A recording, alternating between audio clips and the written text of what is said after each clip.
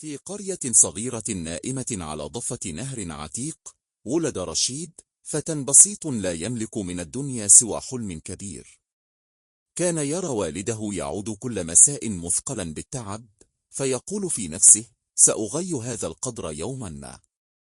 وذات ليلة شتوية قاسية، اجتاح الفيضان القرية، فانهار البيت، وضاع كل شيء. وقفت أمه تبكي، فقال رشيد بصوت ثابت رغم الألم: لا تبكي يا أمي، سأبني لنا بيتا لن تهدمه الأيام. رحل إلى المدينة، عمل في البناء، وتحمل التعب والجوع، يقرأ دروسه تحت ضوء مصباح صغير.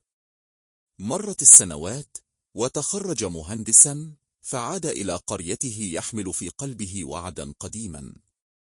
وقف على ضفة النهر الذي سرق طفولته، وقال: الآن يا نهر، لن تبتلع أحلامنا بعد اليوم.